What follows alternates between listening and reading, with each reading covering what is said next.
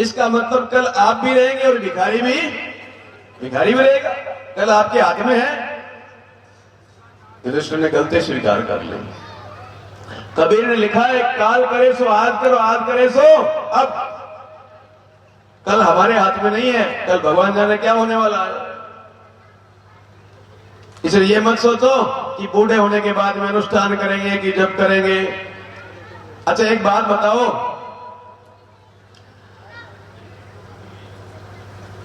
गीता का सबसे पहला वाचन किसने किया था और किसने सुना था, कोई बता सकता है?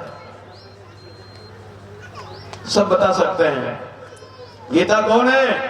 भगवान श्री कृष्ण की अमृत वाणी का नाम गीता है। और श्रोता कौन था? अर्जुन। कहां खड़े थे दोनों? युद्ध भूमि में, कुरुक्षेत्र के मैदान में खड़े हैं। सामने भाले, तीर, धनुष बाण, अस्त्र शस्त्र लिए सेनाएं खड़ी है, लड़ाई छिड़ने वाली है, बड़ा अशांति का माहौल है। वहां पर गीता सुनाई जा रही है। जगत गुरु भगवान श्री कृष्ण गीता सुना रहे हैं और अर्जुन बड़ा प्रेम से सुन भी रहा है। मुझे बताओ कि वो अर्जुन बूढ़ा था कि जवान था? अर्जुन जवान था। तो गीता किसको पढ़नी चाहिए? बूढ़ों को पढ़नी चाहिए कि जवानों को पढ़नी चाहिए? मैं एक घर में ट्यूशन पढ़ाता था, 3 बच्चे पढ़ते थे मेरे पास। तो उन बच्चों की माँ आई, बच्चों की मम्मी आई, मम्मी क्या आई? मोम आई। आज तो मोम कहते बेचारी मम्मी को भी। आके बोली, पंडित जी महाराज, गुरु जी आपको गीता आती है क्या? क्यों आती है? मेरी सासू मर रही है तो उसके कान में गीता सुना दो। कितने साल की थी? 93 की। 93 साल की सासू थी, वो मर रही है, अब उसके कान में गीता सुनाओ। क्या फायदा हुआ? जिंदगी में कभी गीता पढ़ी नहीं, कभी सुनी नहीं। मुर्दों का ग्रंथ है क्या गीता जो कान में सुनाओ? 10 साल के, 12 साल के, 15 साल के बच्चों को गीता पढ़नी चाहिए। तो गीता तो ऐसा ग्रंथ है जिस पर सारा जीवन आधारित है। भाइयों बहनों, देव ऋषि नारद भगवान की बात समाज तक पहुंचाते थे। वो उन्होंने देखा कि आदमी केवल कमाने में ही फंसा हुआ है, ये तो नरक में चला जाएगा।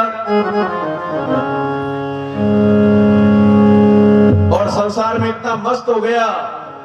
ओ संसार फूल से मल को सुवो देख लुभायो, ओ संसार फूल से मल को सुवो देख लुभायो, राम जी सुवो देख लुभायो। मारी चौथ निकल गई हुई, मारी चौथ निकल गई हुई, सिर धूली धूली पछतायो, भजन बिना वाए, तुम्हें हीरो सो भजन गवायो, भजन बिना वाए।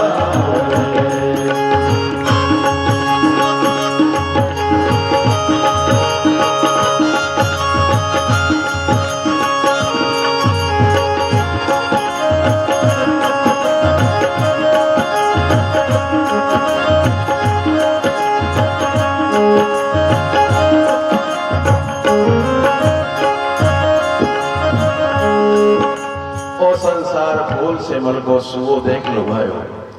बहुत सुंदर सा पेड़, उस पर रंगीन फूल लगे हुए हैं। तोते ने चोंच मारी, तोते लगा रस आएगा, लेकिन चोंच मारते निकल गई रुई, सिर धुन धुन पछतायो। भाइयों बहनों, गंगानगर में गायत्री शक्तिपीठ है, गायत्री माता का मंदिर अपने शिखर में भी है। गंगानगर में सूरतगढ़ रोड के पास वृद्धाश्रम उसका ठिकाना है। वृद्धाश्रम के पीछे गायत्री शक्तिपीठ श्री गंगानगर। तो मैंने पूछा, भाई ये वृद्धाश्रम क्यों होते हैं? वृद्धाश्रम क्यों होते हैं? आप सब समझ गए ना, वृद्धाश्रम क्यों बनाए जाते हैं? अरे शिखर में तो वृद्धाश्रम है नहीं, गौशाला तो है कि नहीं है? गौशालाएं क्यों होती हैं? अरे महाराज, गौशाला रखने से पुण्य होता है, गायों की सेवा होती है।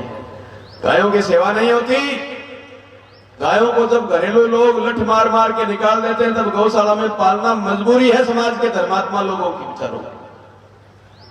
लोग गायों को भटकती नहीं देख सकते, इसलिए वो पालते हैं, गौशालाएं बनानी पड़ती है, अन्यथा गौशालाएं खोलने की जरूरत नहीं है। और वृद्धाश्रम में गायें थोड़ी रहती हैं। वृद्धाश्रम में तो वो लोग रहते हैं जिनके परिवार के लोग उन्हें संभालते नहीं है, बूढ़े हो गए ना उनको। हमने पता कराया भाई कि वृद्धाश्रम में जो लोग रह रहे हैं, इनके बच्चे क्या करते हैं, इनको माता पिता की सेवा करते क्यों नहीं? तो मालूम पड़ा उनमें एक भी महिला, एक भी पुरुष, एक भी नर या नारी ऐसे नहीं थे जिनके बेटे कोई खेती या मजदूरी करते हो। गरीब आदमी के माँ बाप नहीं थे उसमें वो लोग थे जिन्होंने अपने बेटे को कलेक्टर साहब बनाया, जिनको एसडीओ साहब बनाया, जिनको एसपी साहब बनाया, पर इंसान नहीं बनाया। बड़े आदमी बना दिए लेकिन महापुरुष नहीं बना पाए। अभी एक गीत चल रहा था महाराणा प्रताप का। महाराणा प्रताप बड़े आदमी थे कि महापुरुष थे, बताओ? महापुरुष थे, बड़े आदमी नहीं थे। बड़े आदमी तो वो है जो रिटायर होने के बाद में एक सफेद से रंग की कुतिया रखते हैं, परिवार वालों से तुम्हें प्रेम रखते नहीं, तो कुतिया को लिए घुमाओ, अब क्या करेंगे? पत्नी तो बेचारी इसलिए साथ साथ घूमती है कि फेरा खा करके शादी करके आई हुई, इसलिए नहीं तो वो भी कुछ नहीं समझती। भाइयों बहनों, नारद जी ने सोचा कि ये आदमी तो नरक में जा रहा है, कितना अच्छा आदमी। ओ संसार हाट बनिए कि सब जग सोधो आयो, ओ संसार हाट बनिए सब जग सोधो आयो, राम जी सब जग सोधो आयो। चातुर माल जो गुणा कीना, चातुर माल जो गुणा कीना, मूर्ख मूल गवायो, भजन बिना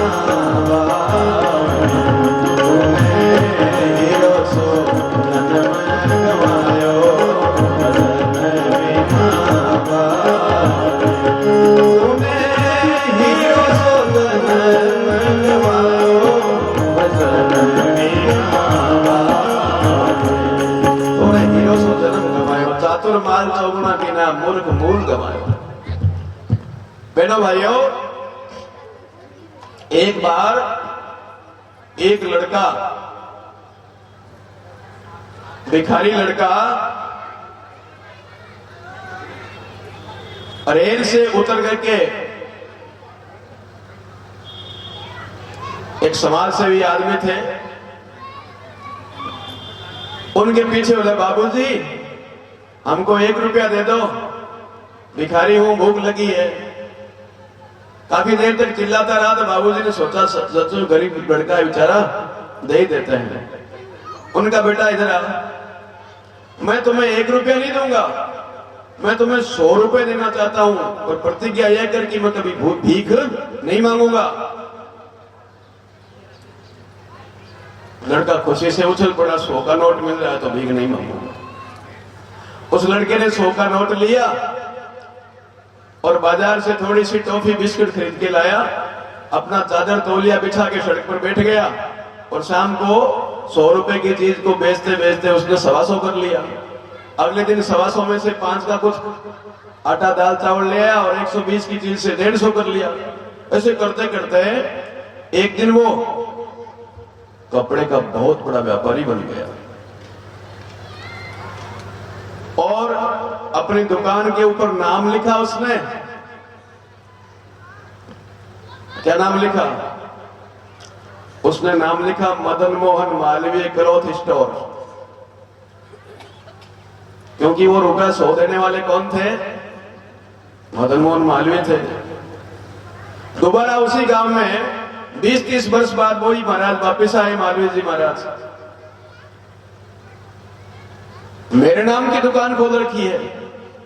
वो थोड़ा वहां पर रुके, इतने में वो लड़का तिजोरी गल्ले के पास से आया उठ करके, आके धोख लगाई, आओ महाराज ये दुकान आपकी है। बेटा मेरी कब है, कोई आपको याद नहीं है? आपने मुझे 1 रुपया देने से मना किया, लेकिन आपने मुझे 100 रुपया दिया था। जीवन में कभी भीख नहीं मांगूंगा, ये प्रतिज्ञा करते हुए मैंने आपसे 100 रुपया लेकर के मैंने वचन दिया था आपको। ये आपके उस 100 रुपए का कमाल है। भाइयों बहनों, चातुर माल चौगुना कीना, इस संसार में जो आया है, भगवान ने एक 100 का नोट दिया, मतलब हमारी जिंदगी दी है हमको। समझदार लोग हैं ना, उसमें अच्छे अच्छे पुण्य करके देवता बन जाते हैं। और मलेच्छ लोग, दुष्ट लोग क्या करते हैं? वो तो मनुष्य जीवन को बर्बाद करके वापिस नरकों में चले जाते हैं। गुरुदेव लिखा है, एक तो मनुष्य होता है साधारण मानव, मानव से उसको महामानव देव मानव बनना चाहिए। और आदमी क्या बन जाता है? देव मानव की जगह पर क्या बन जाता है? नर पशु। और नर पशु ही नहीं, नर पिशाच बन जाता है। आए दिन अखबारों में आप खबरें पढ़ते हैं, बहन बेटियों के साथ क्या क्या हालत होती है। कौन लोग हैं? ये नर पिशाच हैं। अपना भी बुरा कर लेते हैं और सामने वालों की भी बिना ही कारण नुकसान पहुंचाते हैं। और देव मानव कौन है? देव मानव तो मीराबाई है। इस धरती पर आई, लेकिन मीरा ने पूरे समाज को चैलेंज कर दिया, मैं परिवार की 4 दीवारी में बंद करके नहीं रहूंगी, मेरा जीवन तो राष्ट्र का है। मैं तो गुण सावरी रागा चाहे माय, मैं तो गुण गोविंद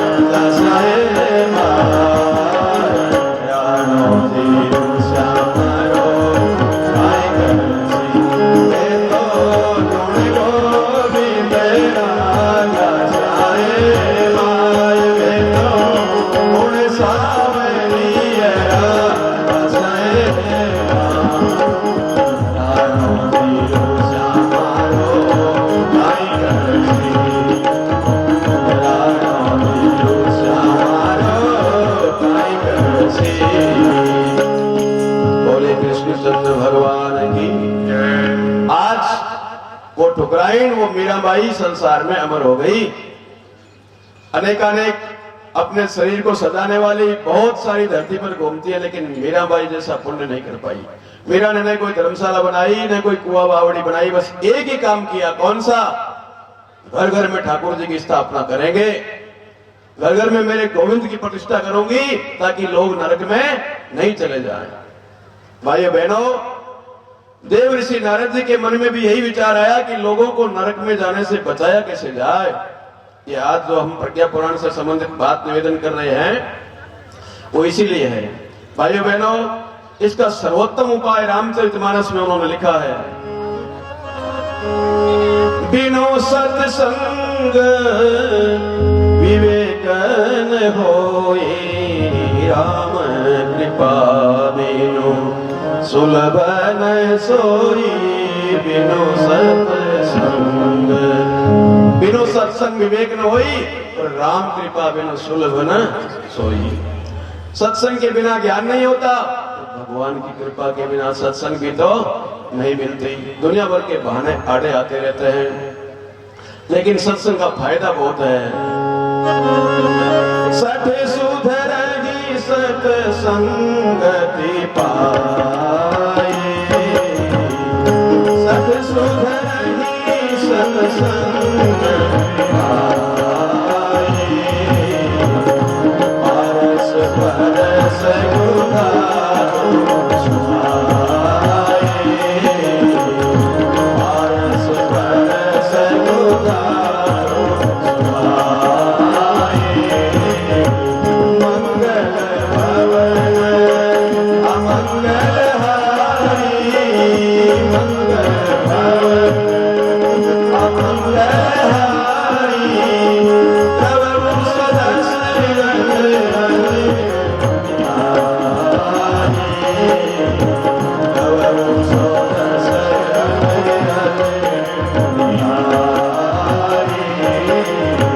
सत सुधरहि सत्संग पारस परस उधारो सुहाए। विष्णु भगवान की सत सुधरहि सत्संगति पाई, पारस परस उधातो सुहाई। उधातु नाम लोहे का है। हमारे जितने भी पंडाल में पाइप लगे हुए हैं सब किस चीज से बने हैं? लोहे से बने हैं। बहनों भाइयों, एक पारस नाम का पत्थर होता है।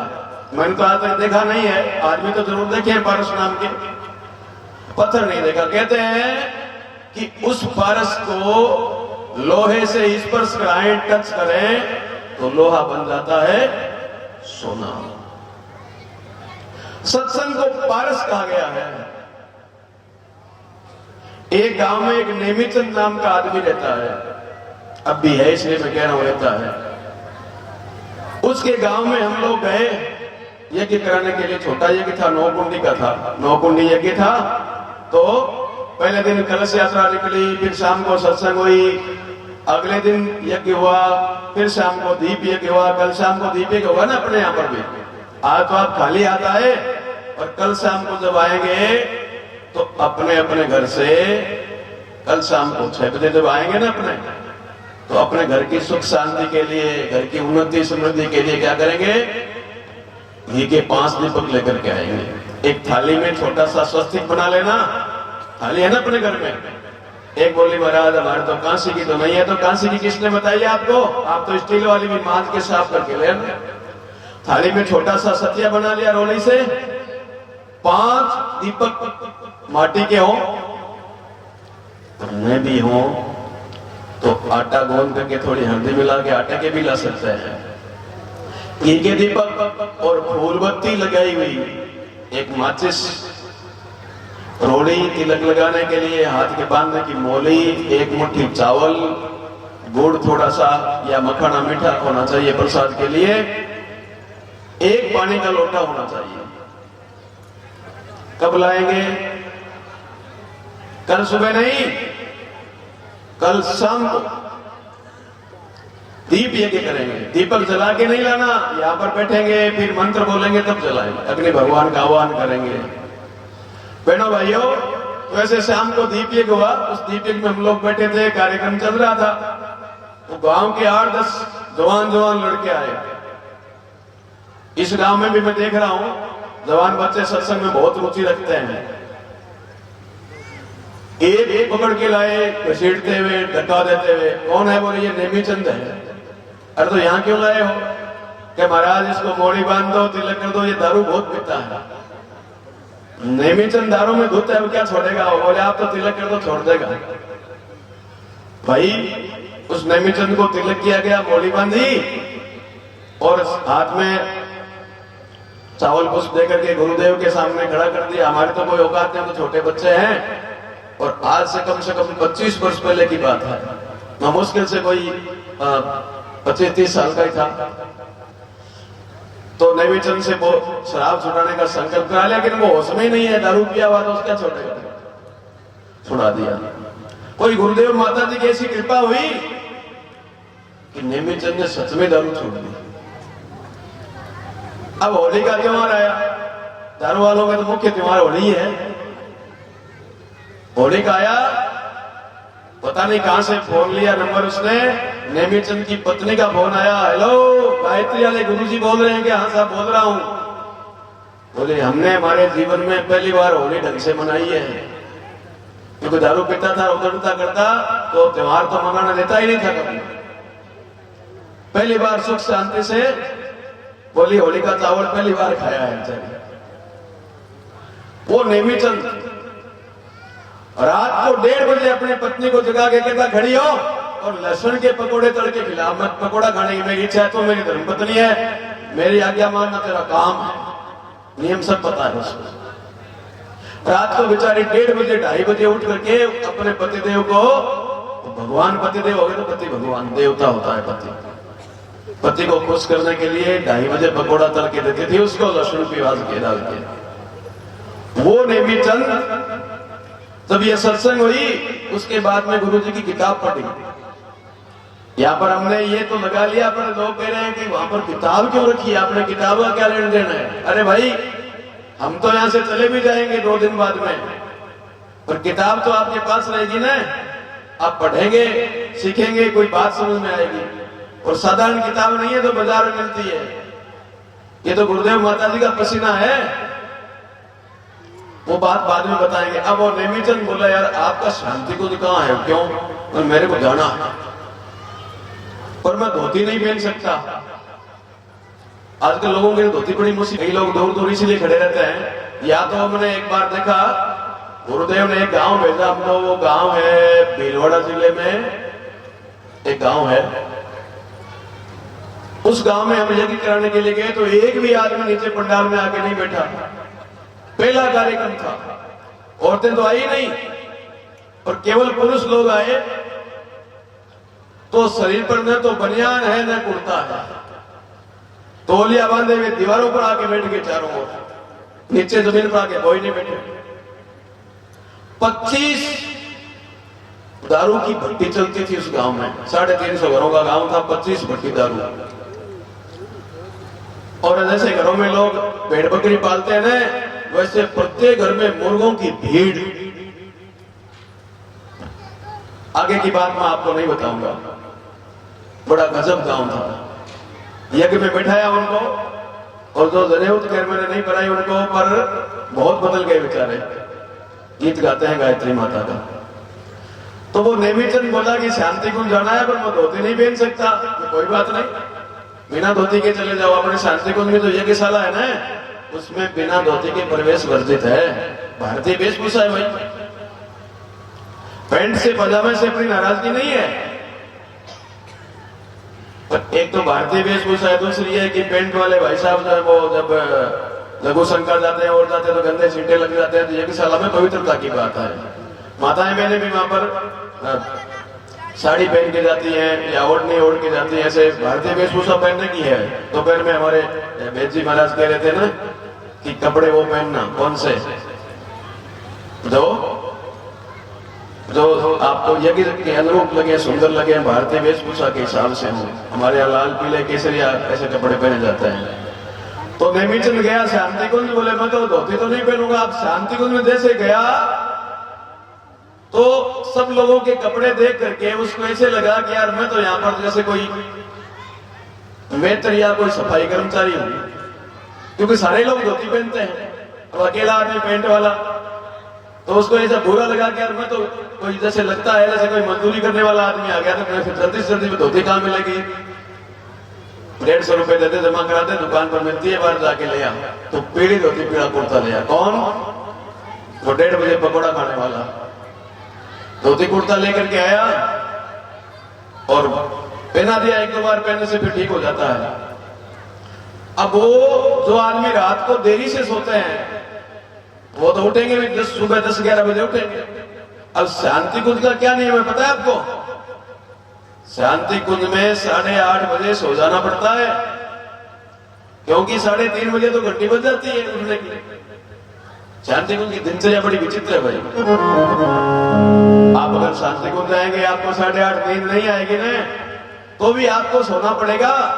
भले ही करवट बदलते रहो पर दूसरे को डिस्टर्ब नहीं कर सकते। शांति कुंज में एकदम पीसफुल शांत वातावरण, आपको ऐसे लगेगा कि यहाँ पर कोई आदमी है ही नहीं, क्योंकि 25-30 हजार आदमी रहते हैं वहां पर। सवेरा होता है, घंटी बजती है, उठते ही लोग हाथ मुंह धोते हैं, तब तक माता जी की प्रार्थना सब जगह, सब कमरों में स्पीकर लगाए हुए हैं। वह शांति हमें दो दया निधे, कर्तव्य मार्ग पर डट जावे। वह शांति हमें दो दया निधे, कर्तव्य मार्ग पर डट जावे। हमारे सेवा पर उपकार में हम निज जीवन सफल बना जाए। हमारे सेवा पर उपकार में हम निज जीवन सफल बना। हम दीन दुखी भलों विकलों, हम दीन दुखी भलों विकलों के सेवक बन सकता है, ये सेवक बन सकता है। वह शांति हमें दो दया निधे, कर्तव्य मार्ग पर निज आन मान मर्यादा, निज आन मान मर्यादा। प्रभु ध्यान रहे अभिमान रहे, प्रभु ध्यान रहे अभिमान रहे। जिस देवभूमि में जन्म लिया, जिस देवभूमि में जन्म लिया, बलिदान उसी पर हो जाए। वह शांति हमें दो कर्तव्य मार्ग पर डट जाए। चलत ना सोच प्रेम सुधार से बरसाए। वह शांति हमें दो दया निधे, कर्तव्य मार्ग पर डट जाए। विष्णु भगवान की प्रार्थना होती है। उसके बाद की इतनी बढ़िया दिनचर्या है जो हम आपको कल निवेदन करेंगे।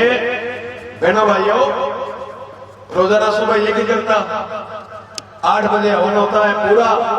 अपने तो 8 बजे होता है शुरू। दुजोद में ये कितने बजे शुरू होगा? सुबह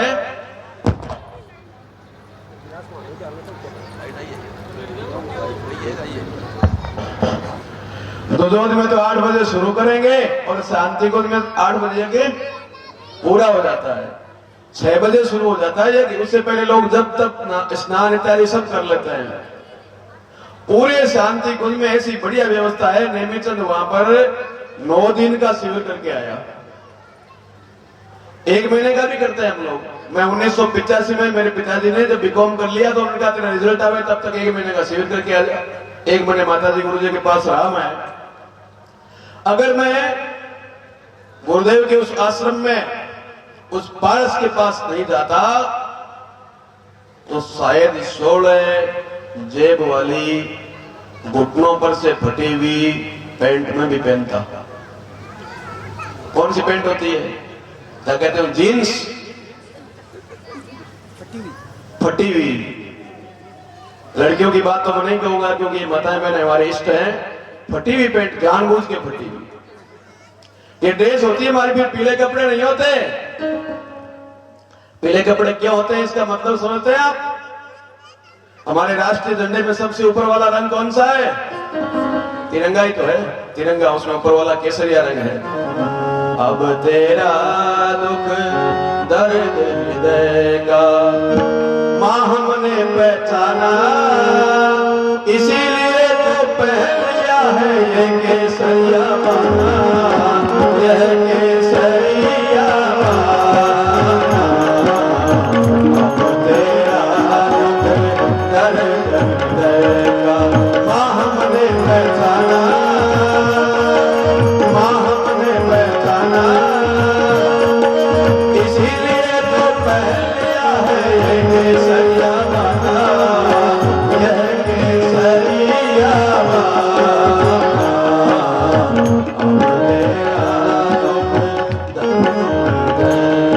इसीलिए तो पहन लिया ये केसरिया बाना, क्योंकि हमने भारत माता का दर्द समझा है। हमारी माता जी ने पीले कपड़े दिए कि बेटा ये कपड़ा बदनाम नहीं हो जाए, इस कपड़े की लाज रखना। बहनों भाइयों, इस कपड़े की लाज किस किस ने रखी थी? एक महाराणा प्रताप का भाई गीत बज रहा था, पर कोई पन्ना धाय का गीत भी बजाता है क्या? अगर पन्ना धाय नहीं होती तो हमारे सबके सिर पर कोई चोटी नहीं होती। पन्ना धाय ने अपने बच्चे को, चंदन को, उदय सिंह की सैया पर सुला करके उसके टुकड़े करवा दिए थे अपने बच्चे का। धरती पर एक ही मां ऐसी हुई है जिसको मालूम था कि वो दुष्ट आएगा और इसके टुकड़े टुकड़े कर डालेगा, पर उसे अपने बच्चे से ज्यादा अपना राष्ट्र प्यारा था। बहनों भाइयों, ये संस्कार धरती पर से खत्म होते जा रहे हैं। पन्ना धाय वो गरीब सी गुजरी नहीं होती तो हिंदुस्तान हिंदुस्तान नहीं होता, दूसरा पाकिस्तान होता। नेमीचंद सुबह से शाम तक यज्ञ में, प्रवचन में सुनते सुनते इतना पक्का हो गया, जब वापिस अपने गांव आया तो घर वालों से कहने लगा रोटी जल्दी बनाओ, 8:30 बजे के बाद में कोई जागता नहीं रहेगा। जो नेमीचंद रात को 1:30 बजे पकौड़े खाता था, गाड़ियां बकता था, गली में दारू पी के पड़ा रहता था, उसका हृदय परिवर्तन किसने किया? जगत माता, वेद माता गायत्री ने। पारस परस कुधा तो सुवाई, लोहा जैसे सोना बन जाता है, वैसे शांति कुंज में वो गया। इतना तेल डालती है सब्जी में, पत्नी से कहने लगा तुम्हें पता नहीं सब्जी नहीं बनानी आती? अगर सब्जी बनानी सीखनी है तो शांति कुंज जाके सब्जी खा के आ, तेल होता ही नहीं है, उसके बाद भी इतनी स्वाद लगती है। लोग कहते हैं भाई ऐसा बढ़िया भोजन तो घर पर बनता ही नहीं है। सब्जी में तेल मिर्च कम कर दिए गए। सुबह 3:30 बजे उठा दूंगा, अभी सो जाओ फटाफट। भाइयों बहनों, घर का टाइम टेबल बदल गया, घर की आदतें बदल गई। बेचारी गीत गाती है गायत्री परिवार का, आए थे हमारे घर को नरक से स्वर्ग बना दिया। गायत्री माता के परिवार का नाम क्या है? गायत्री परिवार, देव परिवार। और इसका काम क्या है? मानव में देवत्व का उदय, आदमी को देवता बनाएंगे और धरती पर स्वर्ग का अवतरण, इस धरती को स्वर्ग के समान बनाएंगे। भाइयों बहनों, देव ऋषि नारद के मन में भी यही बात पैदा हुई कि आदमी नरक में जाने की व्यवस्था तो कर रहा है, दुनिया भर का पाप कमा रहा है।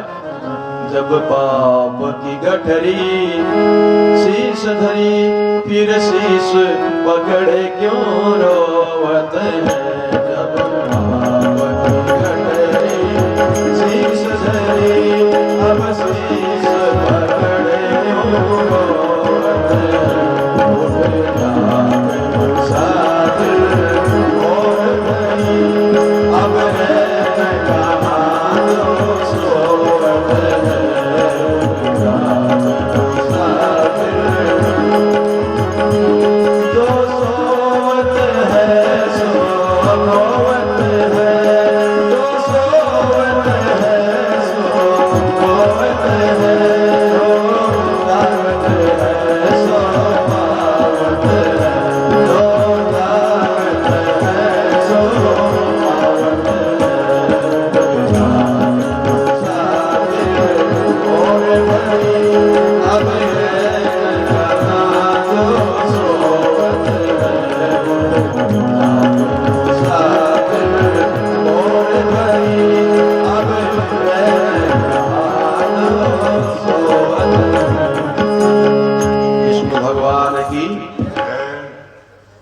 नारद जी के मन में विचार आया कि ये समस्या मैं भगवान को जाके बताऊंगा। भगवान को क्यों बताऊं? क्योंकि भगवान की एक प्रतिज्ञा है कि धरती पर जब राक्षस ज्यादा बढ़ जाते हैं ना, तो धरती पर भगवान अवतार लेते हैं। गीता में है नहीं ऐसा लिखा हुआ? गीता जी में क्या लिखा है? यदा यदा हि धर्मस्य ग्लानिर्भवति भारत, अभ्युत्थानं धर्मस्य तदात्मानं सृजाम्यहम्। परित्राणाय साधूनां विनाशाय च दुष्कृतां धर्म संस्थापनार्थाय संभवामि युगे युगे। जब जब होई धर्म कई हानि वंदे वेद मातरम। जब जब होई धर्म कई हानि वंदे वेद मातरम। जब जब होई धर्म कई हानि जब जब होई धर्म कई हानि पाढ़ई असुर नरम अभिमानी वंदे वेद मातरम। पाढ़ई असुर नरम अभिमानी वंदे वेद मातरम। तब जब होई धर्म की हानि पाढ़ई असुर अधम अभिमानी। राक्षस जब बढ़ जाते हैं तब तब प्रभु धरी विविध शरीरा हरे कृपा निधि सतबीरा। हरे कृपा निधि सतबीरा। मंगल भवन अमंगल हारी मंगल भवन अमंगल हारी। तब मुझसे दशरथ हरि तब मुझसे दशरथ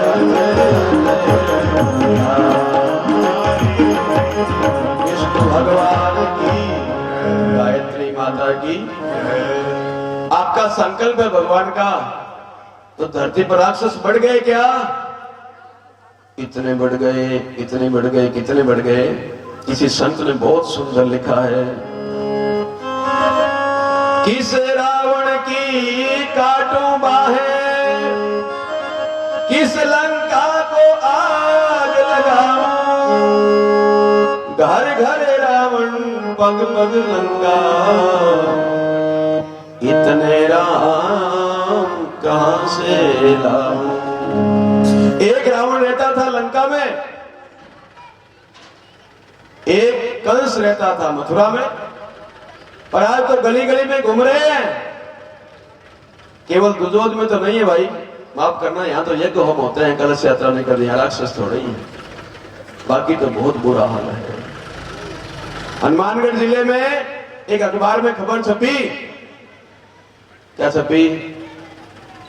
एक लड़के की नौकरी नहीं लगी थी। पिताजी पोस्ट ऑफिस में नौकरी करते थे, अच्छे अधिकारी थे, खूब पैसा मिलता था। एक ही लड़का था तो मनमाना पैसा देते रहते। उसने जो पैसा लुटाता है ना उसके दोस्त ज्यादा हो जाते हैं। हमारे दोस्त थोड़े कम होते हैं कि हम तो गुटखा भी नहीं खाने देते, दोस्त कैसे बनेंगे। खूब लुटाते थे, लड़का बिगड़ गया। पिताजी को मालूम पड़ा कि छोरा बेकार में पैसा बहुत खर्च करता है। उन्होंने अपना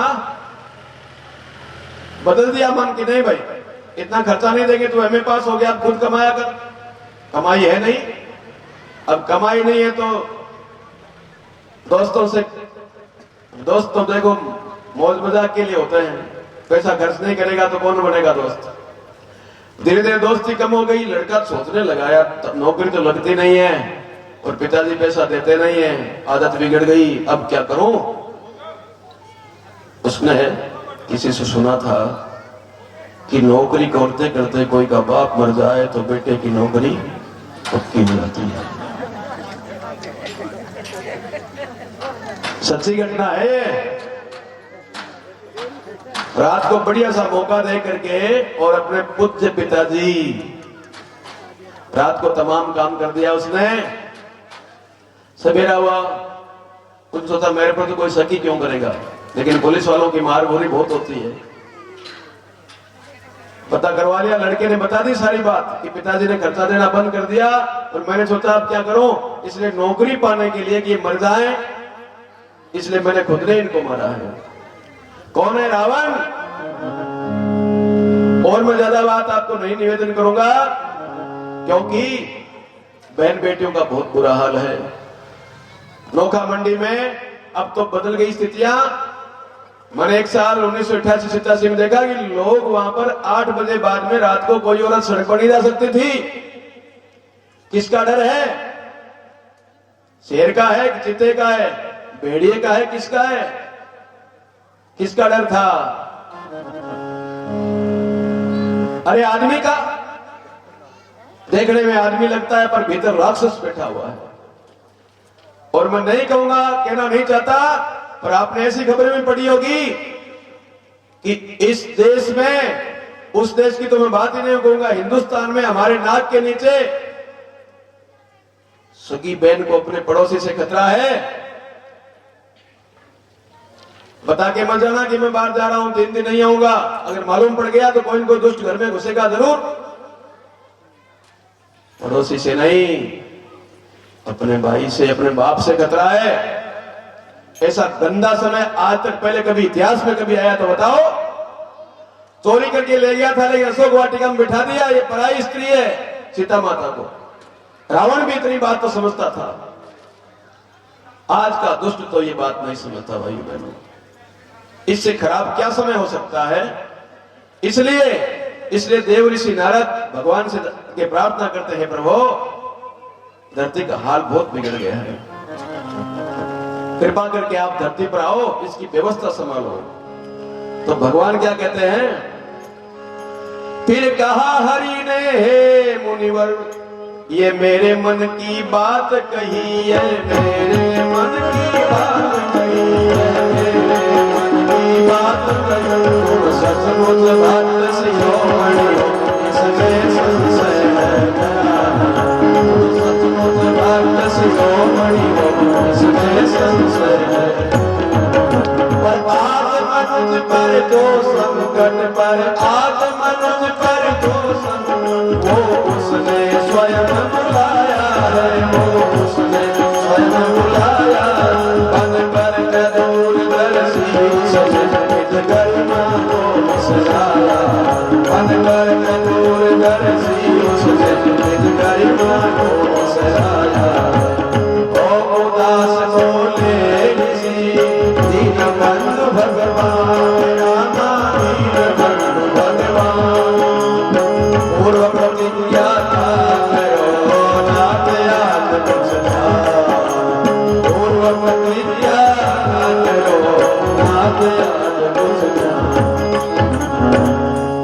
भगवान बोले, नारद जी, पहले रावण की समस्या थी, पहले कंस की समस्या थी, लेकिन आज जो धरती का संकट है वो तो आदमी ने अपने कर्मों से खुद ही पैदा किया है।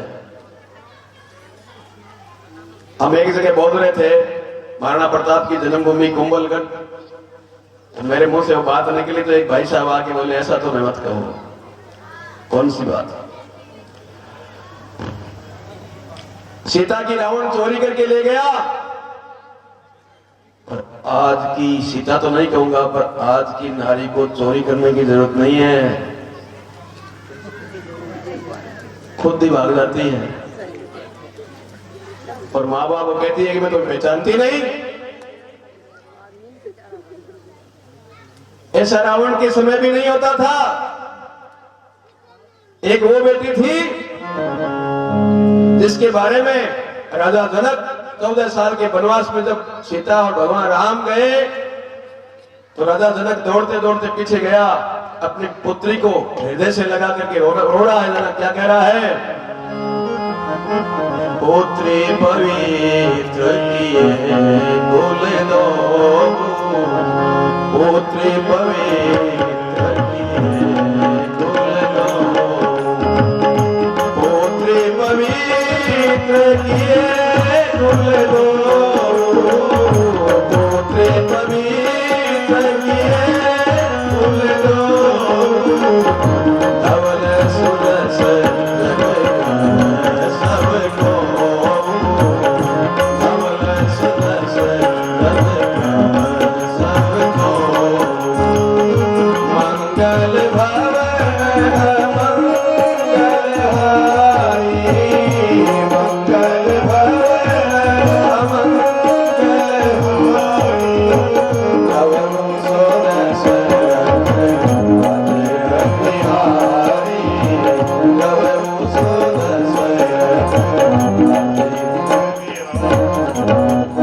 ही पवित्र किए कुलदेव, हे बेटी तुमने तो दोनों कुलों का उद्धार कर दिया।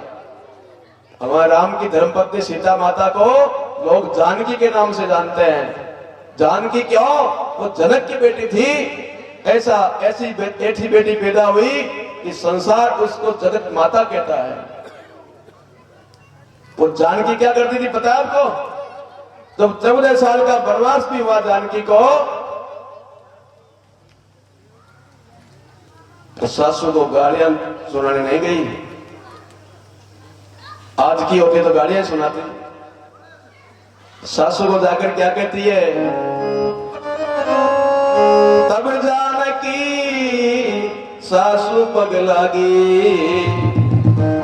सुनिए मातु में परम अभागी।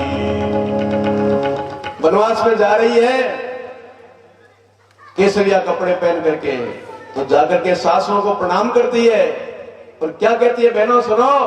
वो कहती है सुनिए मां तुम्हें परम अभागी। परम जानते हो क्या?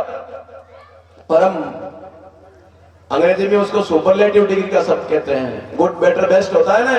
परम का मतलब उससे ज्यादा कोई हो नहीं सकता। वो कह रही है कि मां मैं दुनिया की सबसे बड़ी अभागिन औरत हूं। क्यों? सेवा समय देव बन दीना, मोर मनोरथ सुफल न कीना। जब सेवा का मौका आया तो विधाता ने मुझे वनवास दे दिया। मेरी इच्छा थी, मेरी मां ने बताया था कि सासू और ससुर की सेवा करने से बहुत बड़ा पुण्य मिलता है, लेकिन मैं परम अभागी हूं क्योंकि मुझे सेवा का जब मौका मिला तो भगवान ने मुझे वनवास दे दिया। कौन कह रही है? हमारी जगत माता सीता कह रही है। और आज हम लड़की के लिए ससुराल देखने जाते हैं ना, जाते ही वापिस आए कहते हैं और तो सब ठीक है, मौज है, हैं? क्या क्या व्यवस्था है? बोले एक तो ननद बिल्कुल ही नहीं है, एक ही ननद नहीं है, सॉरी के सासू नहीं है, बस मौज होगी। जाते ही घर की दिरानी मालकिन बन जाएगी। न कोई देवरानी है, न कोई जेठानी है, न कोई सासू है, कोई नहीं ननद है, बस राज करेगी। ये ढूंढते हैं लोग। सीता तो कह रही है सुनिए मां तुम्हें परम भागी, यानी कि जिसके सास ससुर की सेवा करने का मौका नहीं मिलता वो तो अभागी नहीं है। जय जयकार तो भगवान राम की बोलेंगे, लेकिन कर्म हमारे इस प्रकार के हो गए, सारे घरों को लोगों ने नरक बना के रखा हुआ है। सेवा करने की बिल्कुल नियत नहीं है, बस शरीर को चिकना चोपड़ा सुंदर बना के रखो, इसी से बेड़ा पार हो जाएगा। क्या शंकर भगवान अभी आप सुबह दोपहर में आरती करते, कर्पूर गौरम, देवताओं में सबसे सुंदर कौन है? शिव जी हैं। देखने में तो शिव जी सबसे खराब लगते हैं, सबसे सुंदर विष्णु भगवान लगते हैं, लेकिन काले रंग के हैं, सांवले विष्णु भगवान तो। और ब्रह्मा जी रंग से तो गोरे ही हैं, लेकिन तुम भी चतुर्मुख हो ब्रह्मा, उनके तो मुंह 4 है। हमारे स्कूल में एक लड़का पढ़ता था, उसकी अंगुलियां 6 थी, तो सब लोग कहते 6 अंगुली इसके तो है। भगवान की पूजा करते हैं, ब्रह्मा जी की पूजा करते हैं, लेकिन कोई घर में ऐसा कहते हैं कि ब्रह्मा जी महाराज आप जैसा 4 मुंह वाला थोड़ा दे देना, कोई कहता है क्या? ना भाई, गणेश जी की पूजा सब करते हैं, पर सूंड वाला कोई मांगता है क्या? कोई नहीं मांगता। भाइयों बहनों, शंकर भगवान के 4 मुंह भी नहीं है और काले भी नहीं है। क्या है? कर्पूर गौरम, लंबे टुकड़े ऐसे हैं, करुणा से दया से भरे पड़े हैं। ऐसे हमारे शिव हैं, लेकिन शरीर पर क्या लगाते हैं? शैम्पू से नहीं नहाते, ब्यूटी पार्लर नहीं जाते, कोई कहते राख लगाते हैं। राख चूल्हे वाली नहीं है उनकी। कौन सी राख है? मुर्दों की चिता की राख है। और शरीर में फूलमाला कौन सी है? जो गंगा जी में जाते हैं ना फूल लेके, दादाजी के दादी जी के, फूल ही कहते हैं कि अब नहीं कहते, लाल रंग की थैली में वो फूलमाला पहनते शिव जी। बहनों भाइयों, मौत को हमेशा छाती से चिपकाए रखने वाला शिव है। आज ऐसे लोगों का अभाव हो गया है। भगवान कह रहे हैं नारद तेरी चिंता तो ठीक है, लेकिन मैं वो लंका में रहता था तो मैं जाके उसको मार के वहां पर विभीषण का राज तिलक करके आ गया। मथुरा में रहता था तो भी उसको मार दिया मैंने, पर तो गली गली में घूम रहे हैं, प्रत्येक गली में। और एक अचंभे की बात और है, वही आदमी गीता पढ़ लेगा, वही पूजा पाठ भी कर लेगा और वही गलत पाप भी कर लेगा। एक ही आदमी के अंदर सुमति कुमति सबके उर रहे, नाथ पुराण निगम अस कही। सबके अंदर सद्बुद्धि और दुर्बुद्धि भरी पड़ी है, पर सद्बुद्धि को जगाने वाला कोई आया नहीं तो दुर्बुद्धि हावी हो गई।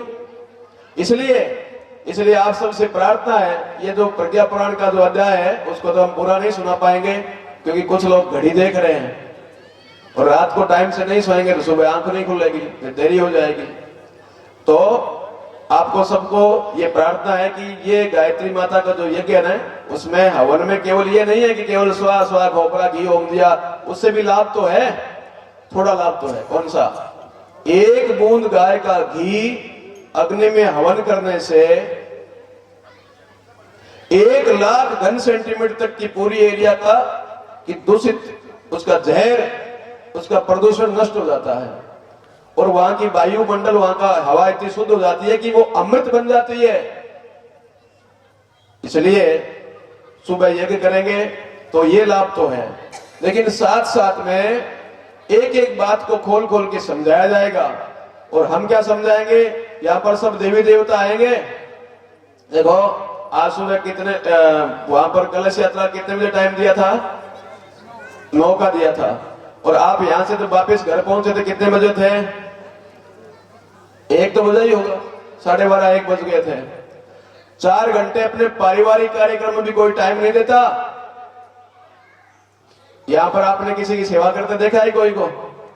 सब अपना काम खुद कर रहे हैं, किसी को कोई चिंता ही नहीं है और बड़ा आनंद भी आ रहा है।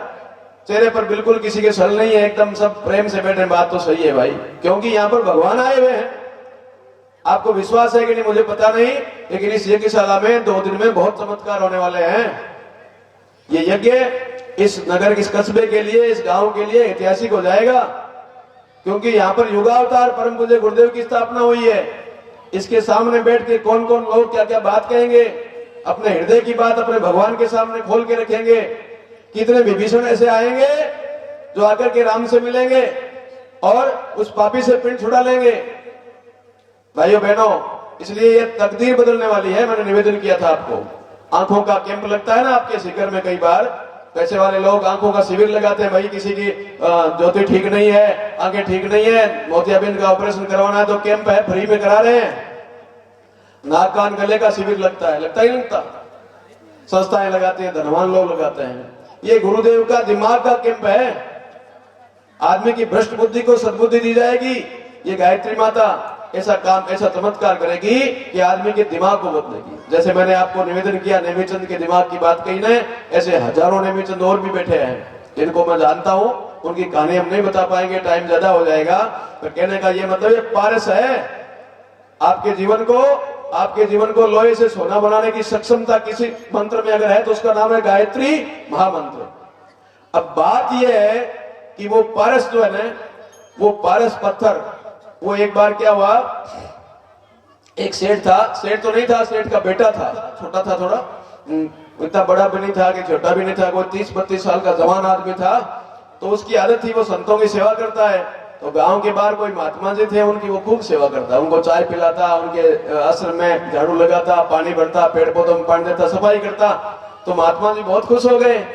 एक दिन कहने लगे, महात्मा जी बेटा मैं आशीर्वाद देना चाहता हूँ, कुछ कोई चीज कोई इच्छा है तो बता दे। तो बहुत तपस्वी लोग धरती पर कम ही होते हैं, पर कई ऐसे वचन सिद्ध भी होते हैं। गुरुदेव का मैं बताऊं आपको, एक आशीर्वाद दिया उन्होंने। एक हमारे भागीर सिंह नाम का एक लड़का था, 10वीं में 3 बार फेल हो गया। घर वालों ने स्कूल छुड़ा दी और भेड़ चराता था। कौन? भागीर सिंह। अब वो भागीर सिंह का क्या हुआ कि जब वो पढ़ता नहीं था तो उसके बड़े भाई साहब चंद्र सिंह जी, अभी पिछले साल उनका देहावसान हुआ है, चंद्र सिंह जी गुरुदेव के आश्रम में रहते थे और गुरुदेव की खुद की गाड़ी चलाते थे। वह तो कलकत्ता में हिंद मोटर्स में नौकरी करते थे, पर वो शांति को टाइम देते थे चंद्र सिंह। उनका ये भागीरथ बेकार है लड़का, ये मुदंड हो गया, इसको शांति को ले जाते हैं। शांति को ले गए, 1 महीने के शिविर में उसका नाम लिखवा दिया और खुद तो प्रचार में चले गए। वो 1 महीने के शिविर में वहां पर रहने लग गया। कौन? भागीरथ सिंह, वो भेड़ चराने वाला लड़का। बहनों भाइयों, वो लड़का वहां पर आश्रम में रहता था। आश्रम की अभी मैंने दिनचर्या बताई, सुबह जल्दी उठना सोना जो भी वहां का है। एक दिन क्या हुआ, गुरुजी को कोई मजाक सूझी। महापुरुष भी कई बार मजाक कर लेते हैं। हमारे गुरुजी को आश्रम में सुबह सुबह वहां पर 5 बजे लाइन लगती है प्रणाम करने वालों की। सारे आश्रम के लोग, गुरुदेव माता जी खड़ा हुए वहां पर धोख लगा के आते हैं। तो भागीरथ सिंह जी भी धोख लगाने के लिए गए। वहां गुरुदेव खुद बिराजते थे, अब तो गुरुदेव की खड़ा हुई रहती है, खुद बैठे थे, माता जी बैठी थी। गुरुजी ने भागीरथ सिंह का हाथ पकड़ के, आओ छोकरा, तेरा ब्याह करते हैं क्या? अब इतना बड़ा महापुरुष किसी बच्चे से मजाक करे तो उसको बहुत शर्म आई। गुरुजी क्या कह रहे हैं? कहने लगे, तेरा सच में ब्याह करने की इच्छा है मेरी? अच्छा। तो उसने संकेत में कह दिया कि ठीक है गुरुजी, आप जानो। उधर बिठा लिया। बिठाने के बाद में गुरुजी ने उससे कहा कि बेटा, हम तेरा ब्याह करेंगे, इसमें कोई मजाक नहीं है, पर मैं तुम्हें ये कह रहा हूं कि तू कोई और सोचना तो सोच ले। तो भागीरथ सिंह बोला कि देखो, मैं तो यहाँ हरिद्वार आ गया, मेरे पिताजी से पूछा नहीं, माँ से नहीं पूछा, भाई साहब से नहीं पूछा। तो गुरुदेव बोले कि भाई साहब की तो मेरी जिम्मेदारी है, बाकी माँ बाप की तू सोचे तो तू सोचता रहे। अगर गुरुजी भी विश्वास करे तो मेरी, सब तो माँ बाप की मानते तो गुरुजी की मान ले, और तेरी गुरुजी की मानने की हिम्मत नहीं है तो काम चला जा। लड़के ने कमरे पर जाकर के विचार किया। विचार करने के बाद गुरुजी को यश कह दिया, गुरुदेव आप ही जानो, ठीक है जैसा है। उसको ये पता नहीं किसके साथ ब्याह करेंगे, क्या करेंगे, गरीब लड़का है, भेड़ चराता है। अगले दिन शांति कुंज में सैकड़ों लड़कियों का एक साथ ब्याह हुआ, सामूहिक विवाह कर दिया उनको। भागीरथ सिंह को भी सभा पहना के एक कुंड के पास बिठाया गया। एक लड़की आगे बैठ गई, पता नहीं कौन जात की है, क्या है, बैठ गया। भागीरथ सिंह बैठ गए। शादी हुई, होने के बाद में परिचय हुआ तो भागीरथ सिंह 10वीं में 3 बार फेल थे और वो लड़की MA पास थी। भागीरथ सिंह गरीब था। उस लड़की के पिताजी एक A श्रेणी के कॉन्ट्रैक्टर थे, अरबपति थे, करोड़पति नहीं, अरबपति थे। एक ही लड़की थी, लड़का था नहीं, तो पूरी प्रॉपर्टी का मालिक कौन? भागीरथ सिंह। एक ही दिन में तकदीर बदल दिया उसका, उस महापुरुष ने। इसलिए हम कह रहे हैं कि सुबह शाम में आके बैठना, पता नहीं किस किस पर कैसी दृष्टि उनकी पड़ जाए। हो सकता है आपका पुण्य उदय हो जाए और कल की तारीख ही आपके लिए बनी हो। इसलिए इस मौके को चूकना मत। हमारे भाई हमारी बहनें बार बार अनाउंसमेंट करते हैं, मौका चूकना मत, मौका चूकना मत। मौका क्या है? बरसात होती है, खूब बरसात होती है, कढ़ाई के अंदर 5 क्विंटल पानी आ जाता है, कटोरी में 150 ग्राम आता है, बाल्टी में 7 किलो आता है। और एक घड़ा था, वो तो गालियां निकाल रहा था। किसको? इंद्र भगवान को। एक बूंदी पानी नहीं आया। इंद्र भगवान बोले, मुझे क्यों गालियां? बोले, कटोरी को आपने 250 ग्राम दे दिया, इस कढ़ाई को आपने 7 क्विंटल दे दिया, बाल्टी को 6 किलो दे दिया। अरे जिसकी जितनी पात्रता उसको देता हूं, पर मूर्ख तेरा तो मुंह ही उंधा पड़ा है, उल्टा मुंह पड़ा, तो इसमें छांट एक बूंद भी पानी नहीं आ सकता। गांव में सत्संग हो रही है, गांव में यज्ञ हो रहा है, सबको मालूम है। भाइयों ने बहनों ने घर घर जाकर के पीले चावल बांटे हैं, घर घर जाके कलश बांटे हैं, पेम्पलेट बांटे हैं, आओ सा। इनको आपका ड्राफ्ट या मनी ऑर्डर आएगा क्या? इनके अकाउंट में आप जमा कराओगे पैसे?